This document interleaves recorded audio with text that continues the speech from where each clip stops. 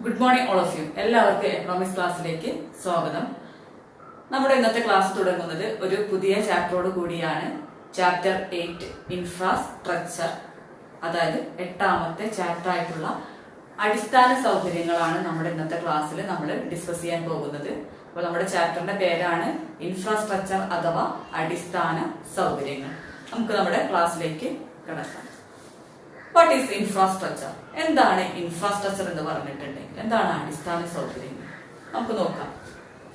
ഓരോ സമ്പദ് വ്യവസ്ഥയിലും കാർഷിക മേഖലയിലും വ്യവസായ മേഖലയിലും സേവന മേഖലയിലും സാമ്പത്തിക പ്രവർത്തനങ്ങൾ നടക്കുന്നുണ്ട്. ഈ സാമ്പത്തിക പ്രവർത്തനങ്ങൾക്ക് ഓരോന്നിനും വെള്ളം, വൈദ്യുതി, ഗതാഗതം, വാർത്താവിനിമയം തുടങ്ങിയ അടിസ്ഥാന സൗകര്യങ്ങൾ ആവശ്യമാണ്. ഇത്തരം അടിസ്ഥാന സൗകര്യങ്ങൾ പ്രദാനം ചെയ്യുന്നത് റോഡുകൾ, അണക്കെട്ടുകൾ, ഉപഗ്രഹങ്ങൾ, പവർ സ്റ്റേഷനുകൾ, സ്കൂളുകൾ, കോളേജുകൾ തുടങ്ങിയവയാണ്. ഇത്തരത്തിൽ അടിസ്ഥാന സൗകര്യങ്ങൾ പ്രദാനം ചെയ്യുന്ന സ്ഥാപനങ്ങൾക്കെല്ലാം അടിസ്ഥാന സൗകര്യങ്ങൾ എന്ന് പറയുന്നു. അതായത് totality of institutions that provides basic inputs like water, electricity, education, transportation, communication and health constitute infrastructure. Totality of institutions that provide basic inputs like water, electricity, education, health, communication that constitute infrastructure. വൈദ്യുതി, വെള്ളം, ഗതാഗതം, വാർത്താവിനിമയം, വിദ്യാഭ്യാസം, ആരോഗ്യം തുടങ്ങിയ അടിസ്ഥാന സൗകര്യങ്ങൾ പ്രദാനം ചെയ്യുന്ന സ്ഥാപനങ്ങൾക്കെല്ലാം അടിസ്ഥാന സൗകര്യങ്ങൾ എന്ന് പറയുന്നു. അതായത് വൈദ്യുതി, വെള്ളം, ഗതാഗതം, വാർത്താവിനിമയം, വിദ്യാഭ്യാസം, ആരോഗ്യം തുടങ്ങിയ അടിസ്ഥാന സൗകര്യങ്ങൾ പ്രദാനം ചെയ്യുന്ന എല്ലാ സ്ഥാപനങ്ങൾക്കും അടിസ്ഥാന സൗകര്യങ്ങൾ എന്ന് പറയുന്നു. ഇനി infrastructure can be broadly classified into two. അടിസ്ഥാന സൗകര്യങ്ങളെ രണ്ടായിട്ട് തരംതിരിക്കാം. Social infrastructure and economic infrastructure. അതായത് സാമൂഹ്യ അടിസ്ഥാന സൗകര്യങ്ങളെന്നും സാമ്പത്തിക അടിസ്ഥാന സൗകര്യങ്ങളെന്നും അടിസ്ഥാന സൗകര്യങ്ങളെ രണ്ടായിട്ട് തരംതിരിക്കാം. Infrastructure can be broadly classified into two: economic infrastructure and social infrastructure. സാമ്പത്തിക അടിസ്ഥാന സൗകര്യങ്ങളെന്നും സാമൂഹ്യ അടിസ്ഥാന സൗകര്യങ്ങളെന്നും അടിസ്ഥാന സൗകര്യങ്ങളെ രണ്ടായിട്ട് തരംതിരിക്കാം. അവ ഏതെല്ലാം എന്നും നമുക്കൊന്ന് നോക്കാം. Infrastructure can be broadly classified into two. They are economic infrastructure and social infrastructure. Economic infrastructure includes energy, transportation, communication, banking. Social infrastructure includes education, health, housing. അതായത് സാമ്പത്തിക അടിസ്ഥാന സൗകര്യങ്ങളിൽ എനർജി അഥവാ ഊർജം അതായത് വൈദ്യുതി, പവർ സ്റ്റേഷനുകൾ, ഇതൊക്കെ എവിടെ പെട്ടിരിക്കുന്നു എന്ന് പറയുന്നത് സാമ്പത്തിക അടിസ്ഥാന സൗകര്യത്തിൽ. പിന്നെ അതുപോലെ തന്നെ ട്രാൻസ്പോർട്ടേഷൻ, ഗതാഗതം, റോഡ്, റെയിൽവേ, തുറമുഖങ്ങൾ എന്നിവയെല്ലാം സാമ്പത്തിക അടിസ്ഥാന സൗകര്യങ്ങളിലാണ്. അതുപോലെ തന്നെ കമ്മ്യൂണിക്കേഷൻ, അതുപോലെ തന്നെ ബാങ്കിങ്, ധനകാര്യ സ്ഥാപനങ്ങളെല്ലാം എക്കണോമിക് ഇൻഫ്രാസ്ട്രക്ചർ അഥവാ സാമ്പത്തിക അടിസ്ഥാന സൗകര്യങ്ങളിൽ ഉൾപ്പെട്ടിട്ടുണ്ട്. സോഷ്യൽ ഇൻഫ്രാസ്ട്രക്ചറിൽ ഉൾപ്പെട്ടിട്ടുള്ളതാണ് എഡ്യൂക്കേഷൻ, വിദ്യാഭ്യാസ സ്ഥാപനങ്ങൾ, സ്കൂളുകൾ, കോളേജുകൾ തുടങ്ങിയവ. അതുപോലെ തന്നെ ഹെൽത്ത്, ആരോഗ്യം, ആശുപത്രികൾ, കുടിവെള്ള സൗകര്യം, ശുചിത്വ സംവിധാനം തുടങ്ങിയവയൊക്കെ സോഷ്യൽ ഇൻഫ്രാസ്ട്രക്ചർ അഥവാ സാമൂഹിക അടിസ്ഥാന സൗകര്യമാണ്. അതുപോലെ തന്നെ ഹൗസിംഗ്, പാർപ്പിടം, വീടുകളുമായി ബന്ധപ്പെട്ട കാര്യങ്ങളൊക്കെ എവിടെ വരുന്നു? Social infrastructure. അതായത് ഒന്നുകൂടി പറയാം, എക്കണോമിക് ഇൻഫ്രാസ്ട്രക്ചറും സോഷ്യൽ ഇൻഫ്രാസ്ട്രക്ചറായിട്ട്, അതായത് സാമ്പത്തിക അടിസ്ഥാന സൗകര്യങ്ങളും സാമൂഹ്യ അടിസ്ഥാന സൗകര്യം എന്നും അടിസ്ഥാന സൗകര്യത്തെ രണ്ടായിട്ട് തരംതിരിച്ചിട്ടുണ്ട്. അതിൽ സാമ്പത്തിക അടിസ്ഥാന സൗകര്യത്തിലാണ് എനർജി, ഊർജം, അതായത് വൈദ്യുതി, പവർ സ്റ്റേഷനുകൾ എന്നിവയെല്ലാം സാമ്പത്തിക അടിസ്ഥാന സൗകര്യത്തിൽ ഉൾപ്പെടുന്നു. അതുപോലെ തന്നെ ട്രാൻസ്പോർട്ടേഷൻ, ഗതാഗതം, റോഡ്, റെയിൽവേ, തുറമുഖങ്ങൾ എന്നിവയെല്ലാം എക്കണോമിക് ഇൻഫ്രാസ്ട്രക്ചറിൽ ഉൾപ്പെടുന്നു. അതുപോലെ തന്നെ കമ്മ്യൂണിക്കേഷൻ, ബാങ്കിങ്, ഇൻഷുറൻസ് തുടങ്ങിയവയ്ക്ക് സാമ്പത്തിക അടിസ്ഥാന സൗകര്യങ്ങളാണ്. ഇനി സോഷ്യൽ ഇൻഫ്രാസ്ട്രക്ചറിൽ ഒന്നുകൂടി നോക്കാം. എഡ്യൂക്കേഷൻ, വിദ്യാഭ്യാസ സ്ഥാപനങ്ങളായിട്ടുള്ള കോളേജുകൾ, സ്കൂളുകൾ തുടങ്ങിയവയൊക്കെ സാമൂഹ്യ അടിസ്ഥാന സൗകര്യമാണ്. അതുപോലെ തന്നെ ഹെൽത്ത്, ആരോഗ്യം, ആശുപത്രികൾ, ശുചിത്വ സംവിധാനം, കുടിവെള്ള വിതരണം ഇവയെല്ലാം സോഷ്യൽ ഇൻഫ്രാസ്ട്രക്ചർ അഥവാ സാമൂഹ്യ അടിസ്ഥാന സൗകര്യങ്ങളിൽ ഉൾപ്പെടുന്നു. മൂന്നാമതായിട്ട് ഹൗസിംഗ് അഥവാ പാർപ്പിടം. അപ്പൊ ഇത്രയുമാണ് സാമൂഹ്യ അടിസ്ഥാന സൗകര്യങ്ങളെ കുറിച്ചും സാമ്പത്തിക അടിസ്ഥാന സൗകര്യങ്ങളെ കുറിച്ചും നമുക്ക് പറയാനുള്ളത്. അടുത്തതായിട്ട് നമ്മൾ ഡിസ്കസ് ചെയ്യാൻ പോകുന്നത് റെലവൻസ് ഓഫ് ഇൻഫ്രാസ്ട്രക്ചർ, അടിസ്ഥാന സൗകര്യങ്ങളുടെ പ്രസക്തി. രാജ്യത്തിന്റെ സാമ്പത്തിക വളർച്ചയ്ക്കും വികസനത്തിനും അടിസ്ഥാന സൗകര്യങ്ങൾ പലതരത്തില് സംഭാവനകൾ നൽകുന്നുണ്ട്. അവയിൽ പ്രധാനപ്പെട്ടവയാണ്: first one, it attracts investment that facilitates growth. അത് നിക്ഷേപത്തെ ആകർഷിക്കുന്നു. അടിസ്ഥാന സൗകര്യ വികസനങ്ങൾ നിക്ഷേപത്തെ ആകർഷിക്കുന്നു. അത് സാമ്പത്തിക വളർച്ചയ്ക്കും സൗകര്യമുണ്ടാക്കുന്നു. അതായത് നിക്ഷേപത്തെ ആകർഷിക്കുന്നതോടൊപ്പം രാജ്യത്തിന്റെ സാമ്പത്തിക വളർച്ചയിലേക്കും നയിക്കുന്നു എന്നാണ് പറയുന്നത്. ഇനി രണ്ടാമത്തത്, ഇറ്റ് ഇൻക്രീസസ് പ്രൊഡക്ടിവിറ്റി. അത് ഉൽപാദനക്ഷമത വർദ്ധിപ്പിക്കുന്നു. അടിസ്ഥാന സൗകര്യ വികസനം ഉൽപാദനക്ഷമത വർദ്ധിപ്പിക്കുന്നു. Third one, it rises quality life of people. ജനങ്ങളുടെ ജീവിത ഗുണനിലവാരം മെച്ചപ്പെടുത്തുന്നു. രാജ്യത്തെ ജനങ്ങളുടെ ജീവിത ഗുണനിലവാരം വർദ്ധിപ്പിക്കുന്നു, അതായത് മെച്ചപ്പെടുത്തുന്നു. അതായത് അടിസ്ഥാന സൗകര്യ വികസനം രാജ്യത്തെ ജനങ്ങളുടെ ജീവിത ഗുണനിലവാരം മെച്ചപ്പെടുത്തുന്നു എന്ന് പറയുന്നത്. അതുപോലെ തന്നെ സാമൂഹ്യ അടിസ്ഥാന സൗകര്യങ്ങളുടെ വികസനം, അതായത് വിദ്യാഭ്യാസം, ആരോഗ്യം തുടങ്ങിയ മേഖലയിൽ നല്ല രീതിയിൽ വികസനം ഉണ്ടായാൽ രോഗാതുരത കുറയുകയും ആയുർദൈർഘ്യം വർദ്ധിപ്പിക്കുകയും ചെയ്യും. അതായത് സാമൂഹ്യ അടിസ്ഥാന സൗകര്യ വികസനം രോഗാതുരത കുറയ്ക്കുകയും ജനങ്ങളുടെ ആയുർദൈർഘ്യം വർദ്ധിപ്പിക്കുകയും ചെയ്യും. അപ്പൊ ഇത്രയുമാണ് നമുക്ക് അടിസ്ഥാന സൗകര്യങ്ങളുടെ പ്രസക്തിയെ കുറിച്ച് പറയാനുള്ളത്. അടുത്തതായിട്ട് നമ്മൾ ഡിസ്കസ് ചെയ്യാൻ പോകുന്നത് state of infrastructure in India. ഇന്ത്യയിലെ അടിസ്ഥാന സൗകര്യങ്ങളുടെ സ്ഥിതിയെ കുറിച്ചാണ് നമ്മൾ ഇനി ഡിസ്കസ് ചെയ്യാൻ പോകുന്നത്.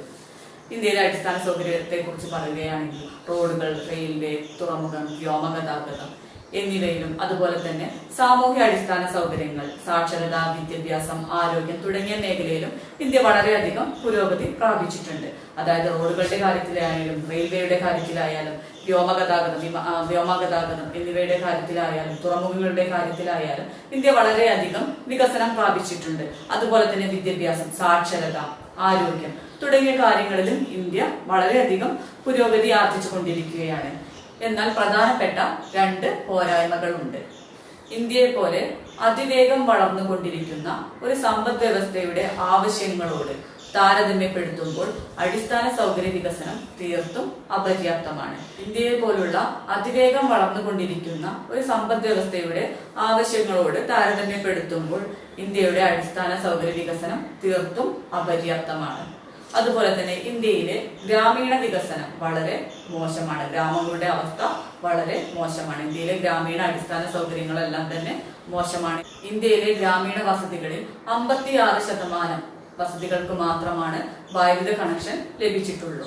അതായത് ഇന്ത്യയിലെ ഗ്രാമീണ വസതികളിൽ 56% വസതികൾക്ക് മാത്രമാണ് വൈദ്യുത കണക്ഷൻ ലഭിച്ചിട്ടുള്ളൂ. 43% ഗ്രാമീണ വസതികളിലും മണ്ണെണ്ണയാണ് ഉപയോഗിക്കുന്നത്. ഇന്ത്യയിൽ 90% ഗ്രാമീണവാസികളും പാചക ആവശ്യത്തിന് വേണ്ടി ജൈവ ഇന്ധനമാണ് ഉപയോഗിക്കുന്നത്. വിറകുകള്, ഉണങ്ങിയ ചാണകം, ചവറുകൾ എന്നിവ ഉപയോഗിച്ചാണ് അവർ പാചകം ചെയ്യുന്നത്. അതുപോലെ തന്നെ 76% പേരും കുടിവെള്ളത്തിന് ആശ്രയിക്കുന്നത് കിണർ, തോട്, തടാകം, പുഴ എന്നിവയെയാണ്. 24% മാത്രമാണ് കുഴൽ കിണറുള്ളത്. അപ്പോൾ ഇന്ത്യയിൽ ഗ്രാമീണ അടിസ്ഥാന സൗകര്യങ്ങൾ വളരെ മോശമാണ്. അടുത്തതായിട്ട് നമ്മൾ ഡിസ്കസ് ചെയ്യാൻ പോകുന്നത് എനർജി അഥവാ ഊർജത്തെ കുറിച്ചാണ്. ഏതൊരു സാമ്പത്തിക പ്രവർത്തനത്തിനും ഊർജം അത്യാവശ്യമാണ്. പണ്ടുകാലത്ത് സമൂഹത്തിന് ആവശ്യമായ ഊർജം മനുഷ്യ പ്രയത്നത്തിലൂടെയും കന്നുകാലി ഊർജത്തിലൂടെയായിരുന്നു ലഭിച്ചിരുന്നത്. പിന്നീട് കാറ്റ്, തിരമാലകൾ, അണക്കെട്ടുകൾ, വെള്ളച്ചാട്ടം തുടങ്ങിയവയിൽ നിന്ന് മനുഷ്യൻ ഊർജം ഉൽപ്പാദിപ്പിച്ചു തുടങ്ങി. ആധുനിക ലോകത്തിലെ പ്രധാനപ്പെട്ട ഊർജ ഉറവിടങ്ങളാണ് പെട്രോളിയം, കൽക്കരി, വൈദ്യുതി, പ്രകൃതിവാതകം തുടങ്ങിയവ.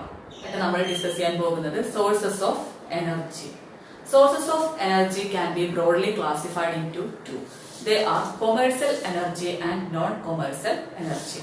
Sources of energy can be broadly classified into two. They are commercial energy and non-commercial energy. Commercial energy is used for commercial activities. Commercial energy is used for commercial activities. For example, coal, petroleum products, electricity, natural gas. Coal, petroleum products, natural gas, electricity. Non-commercial energy is used for non-commercial activities. Non-commercial energy is used for non-commercial activities. For example, dried cow dung, fuel wood, agricultural waste. അതായത് ഊർജത്തിന്റെ ഉറവിടങ്ങളെ രണ്ടായിട്ട് തരംതിരിക്കാം. വാണിജ്യ ഊർജവും വാണിജ്യേതര ഊർജവും. ഊർജ ഉറവിടങ്ങളെ രണ്ടായിട്ട് തരംതിരിക്കാം. വാണിജ്യ ഊർജവും വാണിജ്യേതര ഊർജവും. വാണിജ്യ ആവശ്യങ്ങൾക്ക് വേണ്ടി ഉപയോഗിക്കുന്ന ഊർജത്തെ വാണിജ്യോർജം എന്ന് പറയുന്നു. വാണിജ്യ ആവശ്യത്തിന് വേണ്ടി ഉപയോഗിക്കുന്ന ഊർജത്തെയാണ് വാണിജ്യോർജം എന്ന് പറയുന്നത്. കൽക്കരി, പെട്രോളിയം, വൈദ്യുതി, പ്രകൃതിവാതകം തുടങ്ങിയവ വാണിജ്യ ഊർജങ്ങളാണ്. അപ്പോൾ എന്താണ് വാണിജ്യോർജം എന്ന് പറഞ്ഞിട്ടുണ്ടെങ്കിൽ വാണിജ്യ ആവശ്യത്തിന് വേണ്ടി ഉപയോഗിക്കുന്ന ഊർജത്തെയാണ് വാണിജ്യോർജം എന്ന് പറയുന്നത്. കൽക്കരി, പെട്രോളിയം, പ്രകൃതിവാതകം, വൈദ്യുതി തുടങ്ങിയ വാണിജ്യോർജങ്ങളാണ്. ഇനി വാണിജ്യേതര ഊർജം എന്ന് പറഞ്ഞാൽ എന്താന്ന് നോക്കാം.